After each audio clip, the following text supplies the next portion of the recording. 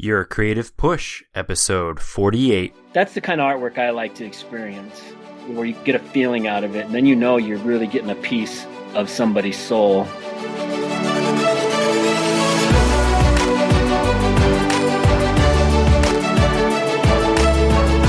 Welcome to Your Creative Push, the podcast that pushes you to pursue your creative passions.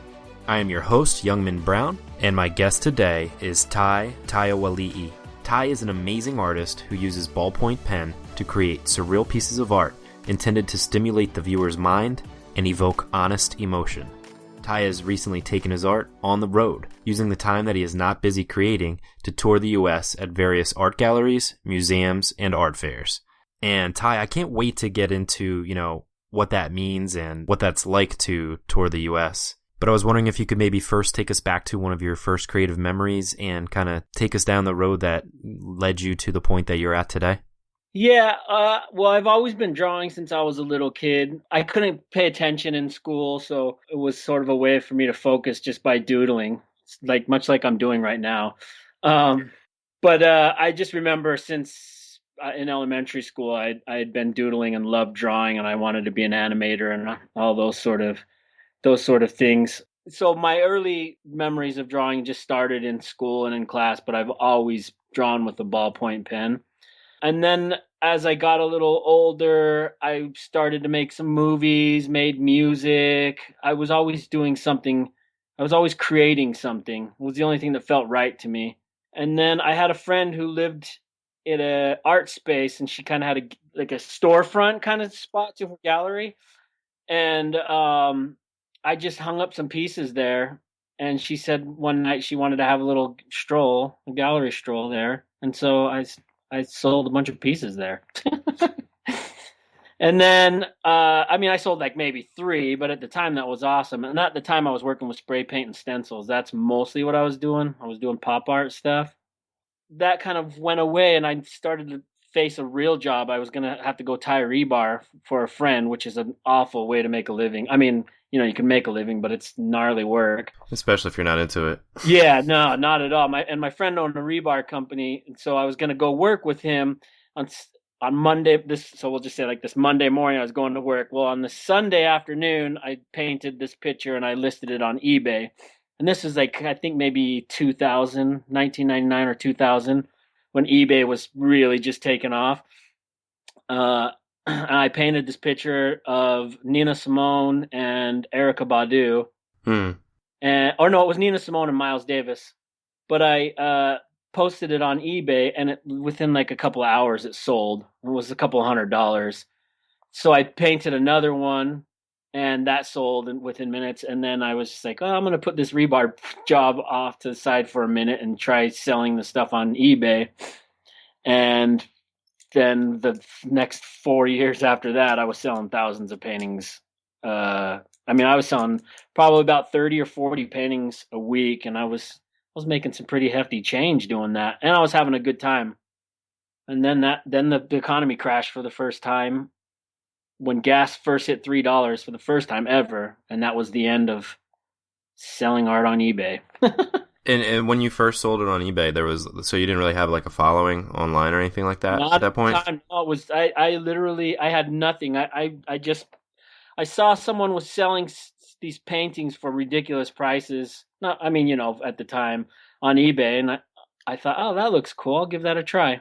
And then it worked. And so over the next 3 years, I started getting a real solid base of collectors, a lot in the UK and European countries. So. And when you first sold for, on that storefront walk or whatever, yeah.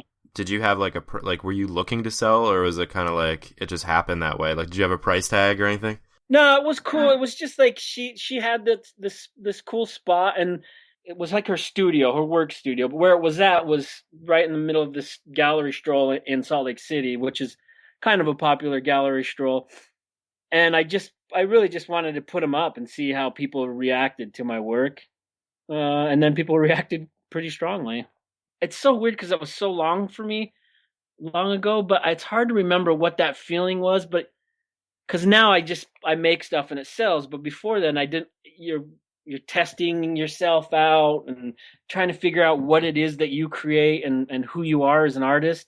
I'm 38 now. I really just discovered who I am and my style probably about 6 or 7 years ago. In the last 6 or 7 years, really found out who I was. Where when I create, I don't have to think at all anymore. I can just make, and what I make works. And I'm fortunate to get there because that's a real hard place to get to. Well, what do you think it is that enabled you to get there? Like just like the time that you put in, or is it just luck? A couple of things. Time for me, yeah, time, work ethic, and time. The amount of time, that whole 10,000 hours thing is total legit. I think the amount of work you put into it is big, but what really makes the difference is the confidence. So once you put yourself out there, people were buying my work and my stuff was selling, and I still didn't. I mean, I didn't like anything I was making at the time, much like most artists go through. Right. I don't feel good about what they're making. It just feels good to make it. But I started after selling so much work, and this is what's cool about going to art festivals rather than at galleries, because at galleries your work sells at a higher price, but you don't usually meet the people who are buying your work, so you don't get that interaction with someone who's buying your stuff. But at the art festivals and the art fairs, you're sitting there and you're meeting the people, and they're telling you why they like this piece and why they're buying this. Granted, you don't get to sell your work for, I mean, you can, but you don't usually sell it for the price tag that you have it at the galleries. But there's something for myself that I really enjoy getting that feedback from people. It's immediate, that feeling that energy from people. I don't make my artwork, for people. I don't say, okay, I'm going to make this because this will sell. Mm-hmm. But it is a good feeling to know what you're making does sell. And that, I think that changed everything for me, getting that reaction from people. I started realizing whatever I was making, people were liking. That's really what made the big difference. That confidence, you start to get tremendous amount of confidence from that. And really the only way to get there is by putting yourself out there, because you'll never know if anyone likes what you're making if no one gets to see it. Yeah, no, for sure. And especially with like your art is kind of very surreal, so like it's definitely, you can tell that it's from Tai, it's like from within you, and or kind of even maybe from outside of you almost. Like it's almost from like your dreams almost, Yeah, it's that my wife always says, cuz it's hard to explain to people yet. She says, like, I basically dream while I'm awake. And and while I'm drawing, I really don't think at all. So I can start from an idea of like, okay, I want to draw a rhinoceros, and that'll be the starting point. But I never know what the finished piece is gonna be and what it's gonna say and what the story is. And I don't think about any of that while I'm drawing. And then when I'm done, I usually experience the drawing for the first time after I'm done, after I've put the pen down and I've signed it. Then I stare at it, and sometimes I don't understand what it is for 4 or 5 years later, or until someone sort of explains it to me. But I know it all comes from raw emotion and real thought with inside me. But I don't know exactly what I'm making at the time. Have you always been able to like do that, to kind of turn your brain off and kind of like let it? No, not at all. In fact, that's really one of the struggles early on for myself as an artist, because nowadays I don't really play into the writer's block, or that's that sort of thing where people are like, oh, I ran out of ideas. Right. I there's so many ideas in your mind, you've just got to be able to access them, and that's where the struggle is. When I was younger, I'd sit and try to think like, okay, what am I going to draw? What am I going to draw? What am I going to draw? And that, I believe, is a distraction for actually creating, because your mind gets in the way. You start overthinking everything. And the trick that I discovered tapping into my subconscious was music. By turning on music, it starts getting these brain waves going, and you don't think, you're just listening to the music. A lot like when you're doodling, when you're on the phone, It's usually when you get your best work, when you're talking on the phone and you're just doodling, you're not thinking about what you're drawing. I think that's what it is. But no, I like I said, that discovery of myself about 6 or 7 years ago. That's what I mean by discovering what I make and my style and who I am as an artist. That was when I realized I don't have to think. When I try to explain that, some people mistake it for saying, "Oh, then so you're just making crap, or you're just kind of doodling." There's all real thought coming on. It's all just coming from your subconscious. You're not overthinking everything. Yeah, I'm not like a scientist or whatever, so I don't know what part of the brain it's called that you're able to turn off, but it seems like a really good strategy. It's like distracting like that ego part of your brain where you can kind of like turn off, all the things that are thinking you shouldn't be doing this, you shouldn't be doing that, and you can go Yeah, from your heart, like direct connection to your heart. you can talk yourself out of pretty much anything. Easily, easily. And that's why I get a lot of requests to do commission work and custom work for people, but I don't do it. The way I explain it is, if I was drawing, so say someone's, because people are always like, oh well, it can be your style, you can do whatever you want, just as long as there's an eagle in it. Well, the problem with that is, so if I'm drawing an eagle, and then at some point all of a sudden a snake starts coming out of its butt or something, while I'm drawing that, I don't want to have to think about that. That just happens. But if you're drawing for a client or for somebody, the second you start drawing a snake coming out of the butt, you might go, oh, they might not like that. And like a cancer, that just starts affecting your everything. And then everything you start doing starts falling apart, and you're thinking about what you shouldn't be doing rather than just flowing on the paper. And that's a real talent to do commercial work for people. That's impressive when I see people that can do that, because I cannot get there. Yeah, I can definitely understand that. It's more of a job then, and you have tons of other people to think about rather than just you and the art, as we're talking about. Yeah. So can we go back to, you're saying that direct connection, even though you're not able to sell it for as much at like the art fairs, you're still able to kind of get that connection, which I don't think that you're able to really put a price tag on, is that, that one-to-one feedback that you get from people. Can you kind of talk about, just being on the road and what that brings to you as an artist?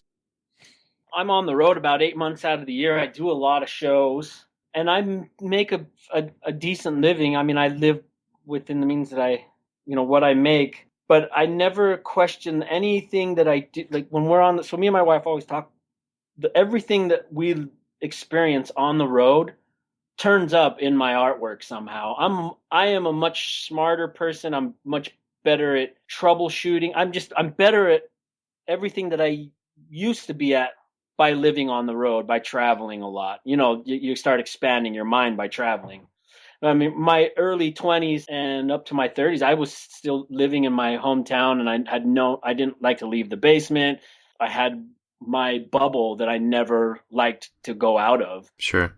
And by getting outside of that bubble, by traveling and going to all these different places, meeting different people, and you start to realize the country's all the same and people are the same, but things are different.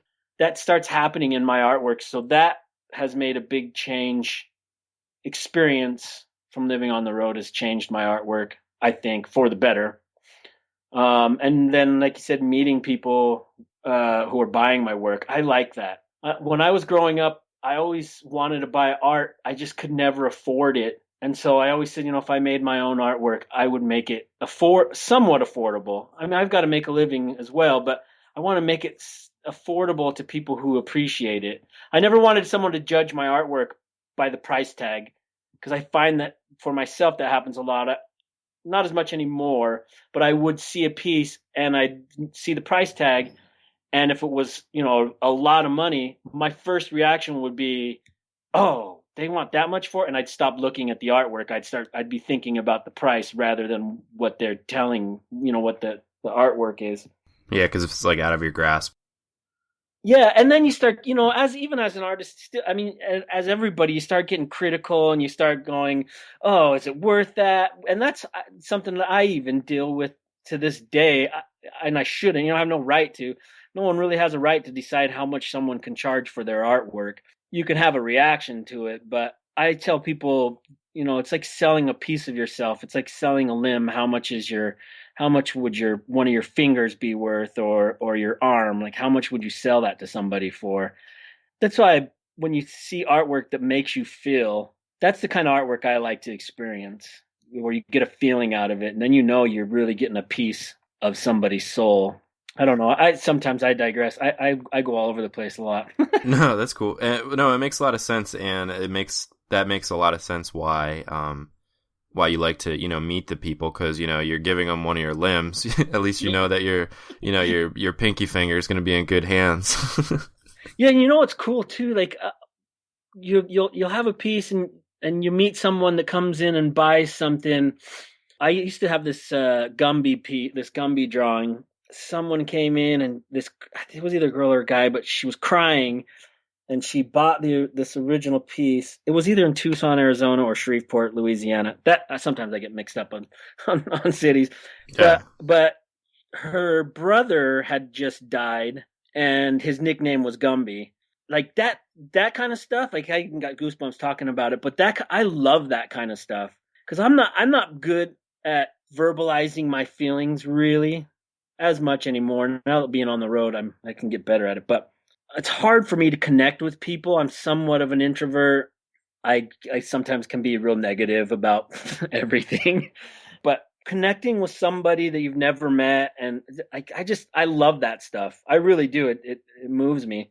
It's exciting to meet that. But there's lots of stories like that where people have bought pieces that had to do with, like, either someone that they loved, or someone died, or just that sort of thing, where there's a connection there. That stuff's unreal, and I love that. Yeah, and like you said, I believe that art is communication. It's first being able to put something out that, like you said, if you can put your ego aside and really do it from your heart, it's like a communication with yourself. But it's also like to be able to put it out there and to see the reaction of the people, as opposed to, as you said, at a gallery, like a nameless buyer. Yeah. You're just getting a paycheck essentially in exchange for it, as opposed to that true emotion, and you can see what your art does for other people. I think that can really, really motivate you as an artist. Yeah, absolutely. I agree. I wanted to talk real quickly about your time lapses, because I found myself getting kind of lost just watching your time lapse. And I highly recommend anybody listening to check it out. You can find it at yourcreativepush.com/Tai, TAI. I know you said you like to start your pieces without like a kind of the end in mind, but for when you do a time lapse, do you kind of have somewhat of an end in mind, and you're like, all right, I know I'm about to do something to its completion, so I'm going to set up the camera? No, and I would love to do a time lapse on every single one of my drawings. I love them. I watch them with my kids. I'm not. Yeah, they're fun. I'm mostly pretty modest about things, but I like to see, because it's when I'm watching, it's like it's like an out of body experience, because I'm nowhere anywhere when I'm drawing. I'm all over the place and other worlds, and so it's weird watching myself draw, and I love it. The problem with doing time lapse videos is, like you said, that I have to set it up, and then it takes the spontaneity out of drawing. And so I built some rigs, and I draw all over the place. That's also another problem. I don't have like one spot where I go draw. Mm-hmm. I draw, on the road and everywhere. But I built a rig, and I've got a studio in Hannibal, Missouri, and I've got a studio in Salt Lake City. So I built a rig that I can just, as soon as I'm feeling like drawing, I just go and sit down, and I just push record, and I can start recording. That's how most of those worked. And I always have my camera on the road with me, but just that setting up to draw takes away from the spontaneity of drawing. So I don't do them with every drawing, but I wish I could. I'm working on like 50 different drawings at once, but the ones that I have just the light outline, the idea is already down on paper. The rest is just shading. It's all technical stuff. And then, some ideas just start happening throughout that, but the gist of the idea is on paper. It's just an outline. Those are the ones that I'll take into the studio to draw, where I have my camera set up to do a time lapse, because I love those time lapses. I love watching everyone on Instagram. I love watching people's time lapse videos. It's so cool to watch it happen in real, sped up. Well, yeah, real time, just faster. yeah. No, yeah, real time. That's really real time. Yeah. No, it's yeah, I agree. It's like super inspirational. I wanted to touch on something you just said about how you have 50 pieces. So do you have like different kind of like mindsets where you're like, all right, right now I'm in a creative mode and I have this idea, and then you put that on, and then you're like, oh, I have another idea. So you do the other one. Right. And then the shading is just not busy work, but the idea is conceptual out there. Now I can just kind of chill out and just shade it in. Is it like two different mindsets and that's why that happens? It Or is it really just, is. yeah. It really is. Usually most of the like initial ideas happen while I'm driving, while we're on the road. I'll see something off to the side of the road, or like there just be an image in my head. Like right now, I just had an image of an avocado, just right now, but I don't know why. But I know if I feel something like that, I'll go. I have on my phone, in my notes, I'll just write avocado. So on my notes in my iPhone, I've got like a list of like 1,000 things, all things that I want to draw because I saw them in my head somewhere. So that's where the initial idea will start, and then getting just the outline onto the paper. I prefer to be alone. I have a specific playlist on my iPod that I listen to when I'm just conceptualizing an idea. When it's just coming together, I just do a light outline. I prefer to be alone for that, so that there's no distractions. It doesn't turn me in any other direction. And then when I'm at the art festivals or when I'm at the shows, that's when I get most of the work done because I've got to be in the booth the whole show. So that's like 8 hours where I'm guaranteed time to draw. At home, I've got so many distractions. I'm building all sorts of things. But the shading part, I can just shade. I can talk to people while I'm shading. I can, I don't have to be dialed in. Right. But a lot of ideas still happen while I'm shading only because I see something from the shading. Like I'll see like, oh, that looks like that's kind of looks like a cable, and then I'll turn it into a cable. But I don't have to be dialed in for that stuff. Yeah, as a writer, I have a bunch of different ideas, and like you, like I'll get just streaks of creative ideas, and I'll write them down, and I have a million notes like that aren't not finished. That stresses me out sometimes. Do you ever get stressed out having so many like things kind of like open? No, not anymore because I've got enough. I've got enough to do, but I do recall there was a time when I'd get anxiety because I'd feel like, oh, I got to get that done or I've got to do that.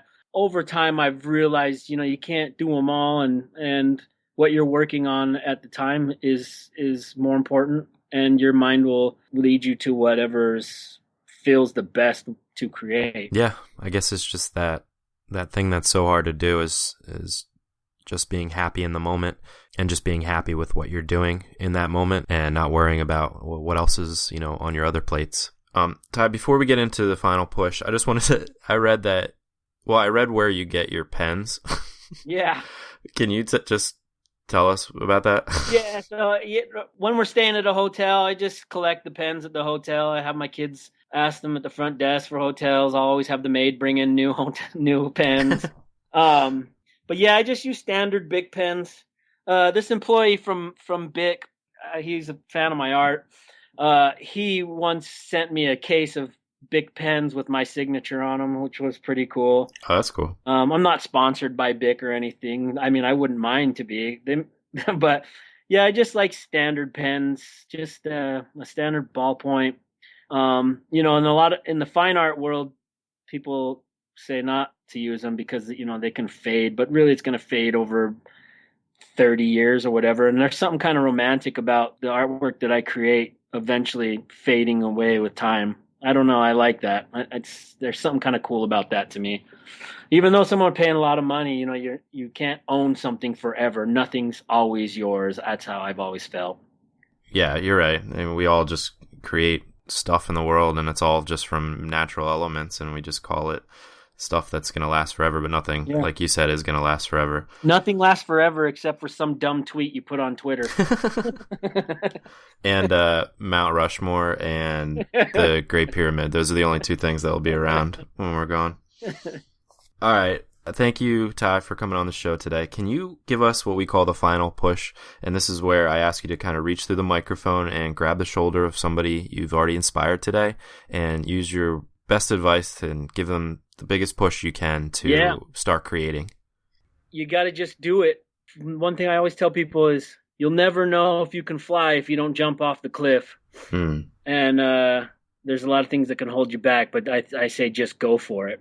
And realistically, you can't Spike Lee it and charge all your all your credit cards like I did, but for my first film. But the truth is, you gotta just go for it and accept that it'll take time, and work hard and be passionate and honest with yourself, especially with artwork. The public can recognize authenticity, and they can see if something is real, and that's what they respond to, and that's what they feel. So my advice is be honest, be passionate, and work hard. Those are the 3 number 1 things. Excellent advice, man. Thank you again so much for, coming on the show and giving us that push today. Excellent. Thank you very much. I appreciate it. Hope you guys enjoyed it. Yeah, I think it was very inspiring. And you can find Tai on his website, artbytai.com, and on Facebook and Instagram, he is Art by Tai. That's ARTBYTAI. And you can find all the links we discussed today in the show notes page at yourcreativepush.com/Tai. Thank you again, brother. Love. Oh, man, that was so much fun. Huge thanks to Tai for coming on the show. It's such an interesting idea of being able to kind of let your ego go and just have your subconscious kind of draw for you. Like he said, when you're doodling on the phone. And during the conversation, he was actually doodling, as many artists do, actually. You can sometimes in the audio hear, a pen moving or brush strokes or cutting happening. It's because, not only are these amazing artists just so busy, but it's just like a action that their hands are always doing. And I really respect that. And Tai actually drew a picture for the show while he was on, and he put it on his Instagram, and I will link it on the show notes page as well to check it out. So I thought that was really, really nice and touching that he devoted it to the podcast and this interview. But I think it also kind of goes to a deeper lesson that Tai also mentioned. He has to be alone to sketch out his ideas, and then when it comes to shading, he can do that, and talk to people at the same time. I think the lesson in there is to kind of know your patterns of thought, know when you're most creative, and know when the busy work can get done. I can relate completely with writing, and I've actually written about this thing, not to get too meta, how you can get streaks of ideas, and just get the idea down. And kind of like Tai, with a lot of my pieces that I write the basic outline of the idea, and once it's down on paper, the idea of it, that is, all it takes is just kind of sketching it in, really just putting the words in and making it sound pretty, or at least make sense to somebody that's eventually going to read it. But it's the same kind of concept. It's just putting the idea down and then filling in the gaps later. So it's just basically about knowing yourself, knowing your creative self, and figuring out a good pattern for being able to eventually bring those ideas to their full creation.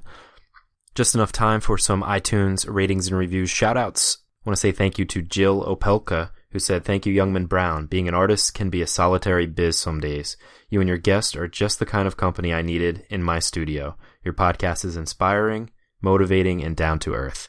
Jay Willis 1 said, "This podcast is a great resource for helping anyone who wants to spark their creativity, whether you are an entrepreneur, teacher, student, or in any other role that demands creativity to excel. Thanks, Youngman." And ArtMom26 said, "I think this podcast was made just for me. This is the push that I have needed. I actually got my sketchbook out and started drawing again." Oh, that's so cool to hear. As a busy mom of 2 young kids and a full-time art teacher, I find it hard to find the time and energy to fit my own art into my schedule. I can completely relate to many of the excuses not to create that Youngman Brown is brave enough to say out loud. I've been able to incorporate some bits and pieces of advice from interviews that work for me to help me get started again. Youngman Brown knows just what and how to ask questions. Thanks for this. If you also want to start or restart your creative passion, this podcast is for you. Wow, that's so nice. Thank you, everyone, for such awesome reviews.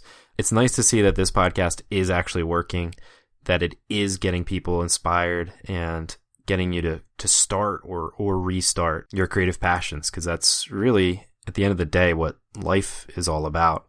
It's doing that thing inside your soul that you need to do. It's so nice to be able to be a part of that. And yeah, and hearing it, that is what keeps me motivated. So thanks for that.